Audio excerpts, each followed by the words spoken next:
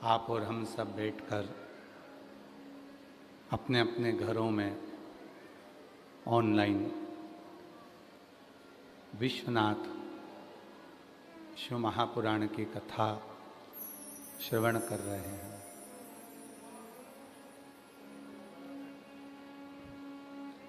इस पवित्र पावन कथा की सर्वस्वता में कथा को विश्वनाथ जी की कृपा से ही पूर्ण तरह से संभाल रहे और विश्वनाथ जी के परम लाडले 1008 श्री संतोषाचार्य जी महाराज सतुआ बाबा जी, एक बार जोरदार ताली बजाकर उनके लिए साधु का, जिन्होंने इस पवित्र कथा को दिव्यता के साथ में संभाला और पूरी कथा का ये कथा ऑनलाइन है, पर भक्तों का प्रेम, उनकी वात्सल्यता, उनकी करुणा, कई भक्त कथा में आए हैं तो कहीं ना कहीं ये सतुबा बाबा जी का ही आशीर्वाद है जो आप लोग भी बैठकर कथा को श्रवण कर रहे हैं, सुन रहे हैं। कथा के मुख्य यजमान श्री अमित मुदगल जी बीहटा अम्बाला से हैं। बाबा की कृपा के करुणा पात्र हैं। शिव की कृपा से निरंतर शिव करुणा में आप डूबे रहते हैं। एक बार जोरदार ताली बजाकर उनके लिए साधुवाद। श्री कृष्णलाल गुप्ता जी अम्बाला हरियाणा से हैं, जो निरंतर कुबेरेश्वर धाम पर भी और तीर्थ में भी यजमान पद ग्रहण करते रहते हैं। साधु का आपके लिए। श्री राजकुमार राठौर जी दिल्ली से हैं, वकील साहब, सुंदर सुंदर भजन भी वकालत के साथ में चलते हैं और शिव की कृपा भी होती है। श्री प्रदीप बंसल जी दिल्ली से हैं, जो इस व्यासपीठ के लिए हमने पहले भी कहा निरंतर अग्रण्य रहते हैं और कहाँ ये व्यासपीठ पहुँचे उसको ले जाने का प्रयास करते हैं। एक बार जोरदार ताली बजाएं। शामेश्वर और एकांतेश्वर महादेव नोएडा से, ये अभी तक ऑनलाइन टीवी पे ही सामने थे यजमान, आज काशी की पवित्र भूमि पर 7 दिन के यजमान बने हैं तो आज पहुँचे हैं। एक बार जोरदार ताली बजाकर साधु का। इन्होंने अपना कोई नाम नहीं दिया, नाम दिया तो केवल महादेव का नाम दिया, शामेश्वर महादेव और एकांतेश्वर महादेव। चतुर्वेदी परिवार झांसी से है, जो निरंतर शिव भक्ति में, गुरु भक्ति में डूबे रहते हैं। सतुआ बाबा जी के बड़े सनिधि हैं और बाबा जी के कृपा पात्र हैं। एक बार जोरदार ताली बजाकर। श्री चंदन सोनी जी देवास मध्य प्रदेश से हैं। हम रोज कहते थे कि नित्य पार्थिव शिवलिंग का पूजन, 12 ज्योतिर्लिंग बनाना, पूजन करना, और आज आप काशी में बाबा ने आपको बुला ही लिया। एक बार जोरदार ताली बजाएं साधु का। श्रवण कुमार मिंटू भैया वाराणसी से हैं। बड़े आनंद में बाबा विश्वनाथ जी की कृपा से ये 2 बार यजमान पद ग्रहण किया है। एक बार सतुबा बाबा जी की कथा में, एक बार यहाँ तीसरी बार यजमान पद ग्रहण किया। एक बार जोरदार ताली बजाएं। श्रीमती उषा अग्रवाल जी वाराणसी से हैं। बाबा की कृपा से पहली बार यजमान पद ग्रहण किया है। बाबा प्रार्थना है कि जल्दी जल्दी यजमान बनाता रहे। श्री अनिल जायसवाल जी वाराणसी से हैं, जो प्रथम बार यजमान पद ग्रहण करे हैं और शिव की कृपा से दूसरी बार यजमान पद ग्रहण करें। पहले बन चुके हैं। अच्छा, सतुबा बाबा कथा में, सतुबा बाबा जी की कथा में भी आपने यजमान पद लिया था और यहाँ भी यजमान पद लिया है। श्री अनिल जायसवाल जी, जोरदार ताली बजाएं साधु का। सभी यजमान परिवारों को साधुता, जो नित्य बाबा की पवित्र कथा का लाभ ले रहे हैं और अपने जीवन को धन्य बना रहे हैं। और तेरी बखान क्या करूं मैं, राखों के ढेर का चपटी भभूत में खजाना कुबेर का। हे गंगाधार मुक्ति द्वार ओंकार तू, भोले ओंकार तू, आयो शरण तिहारी शंभु तारकार तू। शिव कथा कह रही है, भगवान शंकर का चरित्र कह रहा है, शिव महापुराण की कथा वर्णन कर रही है, शिव तत्व कह रहा है। एक बार देवादिदेव महादेव भगवान शिव, ये चल रहा है, भगवान शिव मां गंगा जी के तट पर विराजमान थे। जैसे अभी सतुआ बाबा जी ने कहा कि व्यासपीठ कैलाश मानसरोवर है, जिसमें से अविरल धारा बहती है, और वो धारा बहकर आपके पास और हमारे पास पहुंचती है। ये व्यासपीठ निरंतर अपनी धारा में प्रवाहित हो रही है। उसी क्रम में गंगा जी के तट पर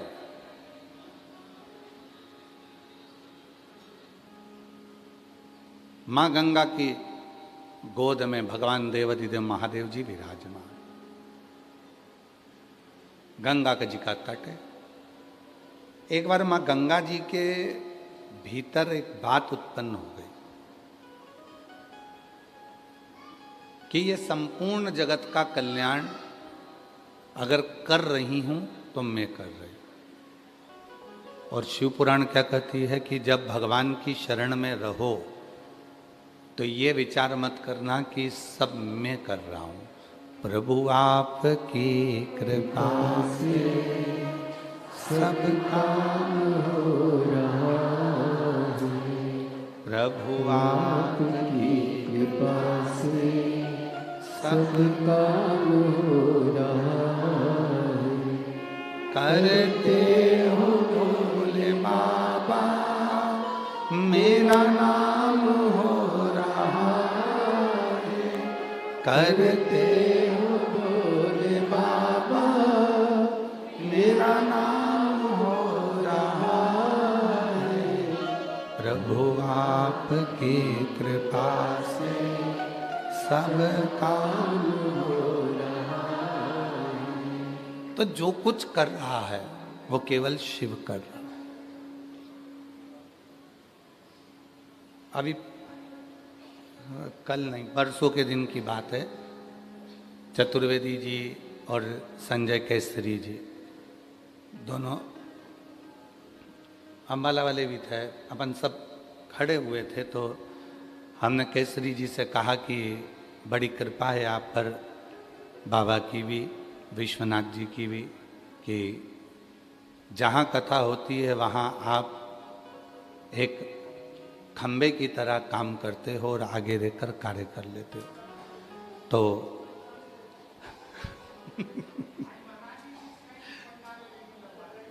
बाबा की कृपा है।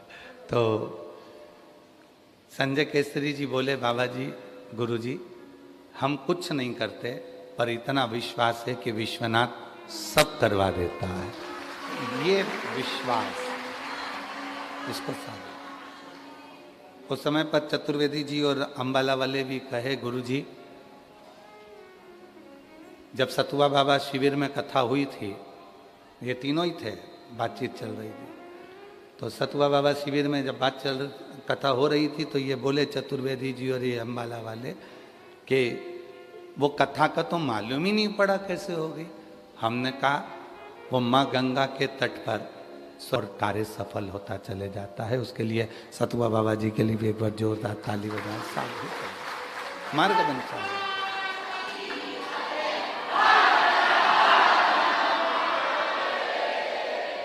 शिव तत्व है, तो गंगा जी के मन में यह भाव प्रकट हो गया कि मैं संसार के लोगों का उद्धार करती हूं, मैं संसार के लोगों का उद्धार कर रही हूं, मैं संसार के लोगों का कल्याण कर रही हूं। पर शिव जी ने देखा कि गंगा भीतर से थोड़ा सा अभिमान लेकर आ गई, थोड़ा सा, और वो तिल मात्र भी जो अभिमान होता है, तिनके के बराबर भी जो अहंकार होता है, वो व्यक्ति को बर्बाद कर देता। एक रत्ती का भी अहंकार यदि आपके अंदर है तो वो बर्बाद कर देता, वो नष्ट करने वाला। काया का, माया का, वैभव का, सत्ता का, कुर्सी का, पद का, प्रतिष्ठा का, यश का, यह अभिमान हमें बर्बाद कर देता। शिव जी के परम भक्त बनने वाले को सबसे पहली चीज चाहिए कि अपने भीतर के अहंकार को समाप्त करे। कामदेव ने क्या कह दिया था?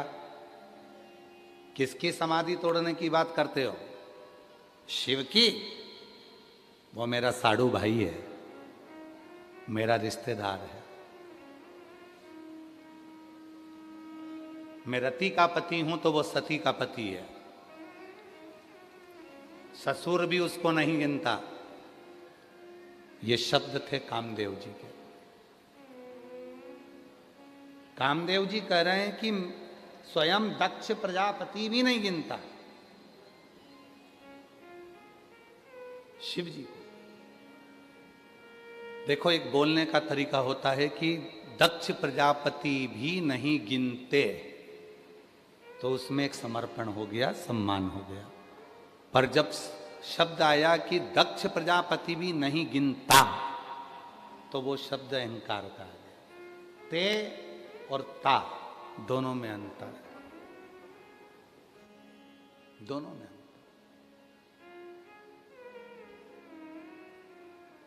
कामदेव ने कहा कि मेरा ससुर दक्ष प्रजापति भी शिव को नहीं गिनता। यह अहंकार के शब्द हो। ता और ते दोनों में अंतर। और तुम कहते हो कि उसकी समाधि तोड़ना है। अब उनकी और उसकी, उनकी में समर्पण है और उसकी में अहंकार। उसकी समाधि तोड़ना है। देवताओं से कहा वो तो मेरी चुटकी का खेल है, एक क्षण में मैं शिव की समाधि को तोड़ दूंगा। एक क्षण, एक क्षण में शिव की समाधि तोड़ दूंगा। और महाराज अहंकार रखकर कामदेव गए, और जो कामदेव जी अहंकार रखकर गए और तीक्ष्ण तीक्ष्ण बाण छोड़ते रहे, छोड़ते रहे, छोड़ते रहे, शिव की समाधि को नहीं तोड़ पाए। तो गुरुजी, हमने तो कथा में सुना है कि कामदेव भस्म हो गया, शिव जी का नेत्र खुल गया, समाधि टूट गई। जिन्होंने शिव महापुराण की कथा को नहीं सुना, जिन्होंने शिव महापुराण की कथा को नहीं पढ़ा, जिन्होंने स्कंद पुराण के काशी खंड को, अवंतिका खंड को, रेवा खंड को नहीं पढ़ा, वो इस तरह की बात करते हैं कि शिव जी की समाधि को कामदेव ने तोड़ दिया। वो ये बात करते हैं। पर सत्य बात क्या है? शिव जी नेत्र बंद कर कर बैठे हुए थे, समाधि में लीन थे, और उनकी धर्म पत्नी मां सती उनके हृदय में आकर बैठ गई और कहा, प्रभु, ए नाथ, ए प्रभु, मेरे पिता के अभिमान में मैं खुद जलकर भस्म हो गई। आज एक कृपा करिए, मेरी बहन का पति आपके सामने खड़ा है, रिश्तेदारी निभा दीजिए, थोड़ा सा समय। रिश्तेदारी महाराज, रिश्तेदारी बनाना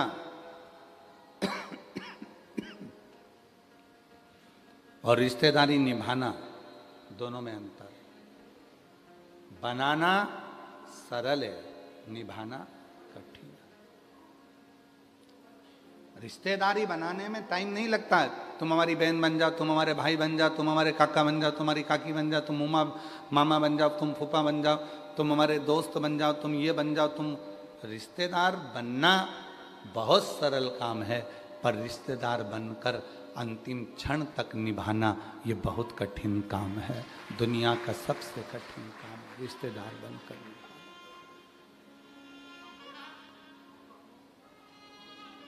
और जितने रिश्तेदार संसार के बनते हैं ये सब छूटने वाले होते हैं।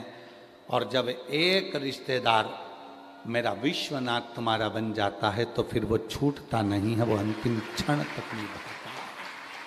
अंतिम क्षण वो रिश्तेदार है।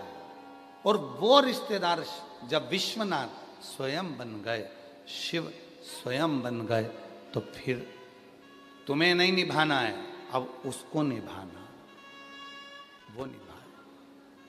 और अंत समय प्रभु आना पड़ेगा, वचन दिया तो निभाना पड़ेगा। आए ना आए प्रभु कुटुंब कभी, अंत समय प्रभु आना पड़ेगा, वचन दिया तो निभाना पड़ेगा। अंत समय प्रभु आना पड़ेगा। वो रिश्ता, वो नाता, वो कुटुंब, वो कबीला, संसार का जो रिश्ता है वो छोटा है, परमात्मा का जो रिश्ता है वो बड़ा है। और वो रिश्ता अगर एक बार जुड़ गया तो तुम्हारी जिंदगी के जितने टेंशन है वो सारे टेंशन देवाधिदेव महादेव के हो जाएंगे और तुम आनंदित हो जाओगे। बाबा जी, केदारखंड में ये कथा चल रही है, आपने वर्णन किया था। यह कथा केदारखंड के अंदर हो रही है, काशी के केदार गौरी जी का मंदिर है। विश्वनाथ जी की इस परिधि में केदार गौरी का मंदिर एक ऐसा मंदिर है जिसके लिए स्कंद पुराण में काशी खंड में लिखा है कि जब केदार गौरी के मंदिर के अंदर हम 7 कदम चल लेते हैं तो 7 जन्म के अश्वमेध यज्ञ का फल एक ही क्षण में प्राप्त हो जाता है। एक क्षण में प्राप्त हो जाता है। और जिस केदार खंड में कथा चल रही है, जिस केदार खंड में कथा चल रही है काशी के विश्वनाथ जी की कृपा से, केदार गौरी के उस केदार खंड में जो कथा चल रही है उसके लिए कहा गया कि व्यक्ति के जीवन के जो संचित पाप होते हैं, संचित पाप, कितना सुंदर वृत्तांत है। एक राहगीर काशी आया,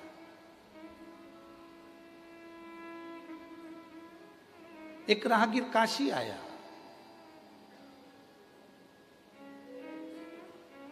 पूरी काशी में भ्रमण किया।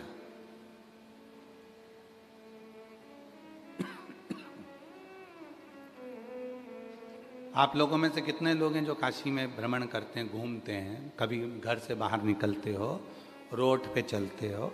चलते हो? ठीक है, ठीक है, रखिए। हम नहीं निकलते इसलिए हम आपसे पूछ रहे, शायद कहने में मुझसे गलती हो जाए, क्षमा करिएगा। और पूरी दुनिया वालों से, जितने भी मेरे श्रोता हैं, उनसे भी हाथ जोड़कर क्षमा मांगता हूं जो शब्द कहने जा रहा हूं उसके लिए। तीर्थ में भजन करो, एक जगह बैठो, दर्शन करो, पर तीर्थ में व्यर्थ किसी गली मोहल्ले चौराहे पर ना घूमो। उसकी कथा चल रही है। हो सकता है हमारी बात का बुरा लग जाए किसी को। क्यों? ये केदार खंड की कथा कर रही है, केदार गौरी के मंदिर का प्रमाण कर रहा है। एक राहगीर आ गया, बहुत भक्ति वाला था, बहुत भजन वाला था, पर काशी में आने के बाद जिन गलियों में जाता था उन गलियों में ही कुछ ना कुछ बुराई ढूंढ लेता था। इतना कीचड़ पड़ा है, क्या देखा जा रहा है? विश्वनाथ जी की भूमि है, गंदी हो रही है, कचरा पड़ा है, पानी पड़ा है, रास्ते में कीचड़ हो रहा है। ये विश्वनाथ जी की भूमि है। तुम किसको कहना है? किसको बोल रहे हो? विश्वनाथ जी को? विश्वनाथ जी को? विश्वनाथ जी की भूमि है, इतना कचरा हो रहा है। विश्वनाथ जी की भूमि है, ऐसा हो रहा है। विश्वनाथ जी की भूमि है, ऐसा हो रहा है। लोग ब्रज जाते हैं, ब्रज की दर्शन करते हैं, गिरिराज जी की परिक्रमा करते हैं, राधा जी की बरसाने की परिक्रमा करते हैं, ब्रज की परिक्रमा करते हैं। और कई लोग कहते हैं कि हमने परिक्रमा में देखा इतनी गंदगी थी, वहाँ ऐसा पड़ा था, वहाँ वैसा पड़ा था। अरे भाई, एक बार स्कंद पुराण को, काशी खंड को उठाकर पढ़िएगा। राहगीर की कथा कहती है, वो राहगीर आया था तप करने के लिए, आया था भजन करने के लिए, आया था काशी मंत्र जाप करने के लिए, पर वो स्थिर ना रहकर यहाँ वहाँ भ्रमण करा। और भ्रमण करने में उसने सब चीज़ों में गलत देखा। अंत में उसके शरीर में एक रोग हो गया, एक रोग। वो शरीर के एक रोग से ग्रसित हो गया। और रोग भी ऐसा था कि वो रोग साधारण नहीं था, उसका शरीर पूरा गलने लगा, पूरा शरीर। आप तो विश्वनाथ की धरा पर रहते हो तो आपको ये कथा याद होगी। केदार खंड में जो रहते हैं उनको इसमें स्मरण होगा, याद होगा। शरीर में ऐसा रोग हो गया कि वो शरीर का पूरा शरीर धीरे धीरे गलने लगा, और गलने लगा तो वो नीचे की ओर गिरने लगा। बड़ा दुखी हुआ। एक दिन गुहार करने लगा विश्वनाथ जी से, गंगा का स्नान कर कर। मैंने तो सुना था गंगा तरण तारण है, मैंने तो सुना था कि गंगा मुक्ति दे देती है, मैंने तो सुना था कि विश्वनाथ सबके संकट हर लेते हैं, दुख हर लेते हैं, कष्ट हर लेते हैं। इसलिए मैंने ये सुना था, पर मैं तो आज शरीर से ग्रसित हो गया। मैं शरीर से आज बीमारी से ग्रसित हो गया। ये क्यों? किस लिए? तभी एक संत निकल कर जा रहे थे गंगा स्नान कर कर, जो अपनी कुटिया से कभी बाहर नहीं निकलते थे। संत, साधु, सन्यासी, तपस्वी, साधक, उपासक, एक अच्छा शिव का भक्त जिस जगह पर रहता है, अगर काशी में आया है तो उसको दर्शन करना है, दर्शन करके सीधे अपने कक्ष में जाना है, फिर भजन में लग जाना है, फिर किसी दर्शन करने जाना है, सीधे कक्ष में जाना है, भजन में लग जाना है। वो इधर उधर भ्रमण करने के लिए नहीं जाता, घूमने के लिए नहीं जाता। हम भी नहीं निकलते बाबा जी, चंदन भैया, निकलना नहीं होता हमारा। हम ब्रज भी जाते हैं, बरसाना की परिक्रमा करते हैं, गोवर्धन नाथ जी की परिक्रमा करते हैं, वृंदावन की परिक्रमा करते हैं, मथुरा की परिक्रमा करते हैं, गोकुल की परिक्रमा कर लेते हैं, नंदगांव की परिक्रमा कर लेते हैं हम। परंतु हम परिक्रमा करिए अपने कक्ष में, कक्ष से हम बाहर नहीं, ज्यादा घूमना नहीं। मैंने तो सुना था कि विश्वनाथ जी की भूमि पर आकर लोगों के